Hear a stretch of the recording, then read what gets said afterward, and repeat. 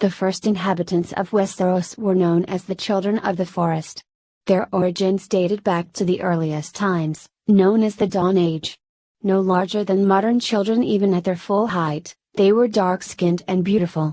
They built no cities, preferring to live in forests or caves. Some lived in magic. Attributed to these wise men were prophetic dreams, power over animals, the ability to wear an animal's skin, and the skill to create music so beautiful as to bring tears to the eyes of any who heard it. It was they who carved the faces on the weirwoods to keep watch over the woods. 12,000 years ago, the first men from the eastern continent of Essos migrated to Westeros by crossing a land bridge known as the Arm of Dorne. The first men began cutting down the children's forests, including the sacred weirwood trees, leading them into conflict with the children.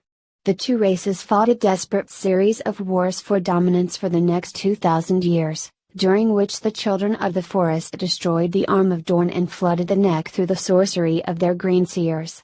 After 2,000 years of violence, the Children of the Forest and the first men fought one another to a standstill.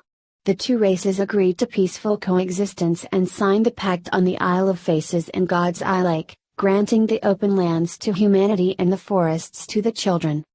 The White Walkers are thousands of years old, from the time preceding the Age of Heroes.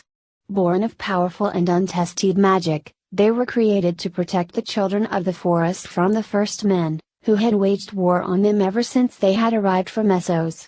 However, the White Walkers eventually broke free of the children's control and became the most feared creatures in Westeros, posing a threat to anything living.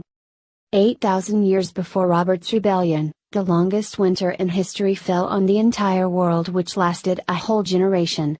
In the darkness and cold of the long night, the White Walkers descended upon Westeros from the far north, killing all in their path and reanimating the dead as whites to fight in their armies. Eventually, the people of Westeros rallied against them and, in a conflict known as the War for the Dawn, defeated the White Walkers and drove them back into the frozen north. With help from giants and the Children of the Forest, the wall was raised to bar their return, and the Night's Watch was founded to guard it in the realms of men should the mysterious threat ever rise again.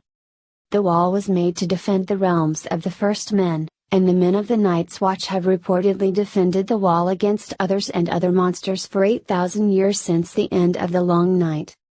According to legend, the wall was built by Brandon the Builder with the assistance of Children of the Forest and giants, and it is protected with ancient spells and sorcery.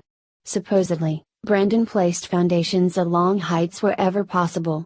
Also, according to legend, the wall is vulnerable to the Horn of Joraemon.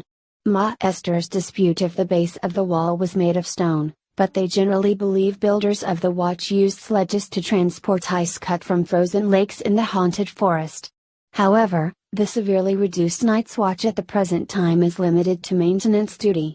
While First Ranger Benjen Stark believes the wall is the largest structure built by man, others say the high tower in Old Town is even taller, and that the wall can be seen from the tower's top.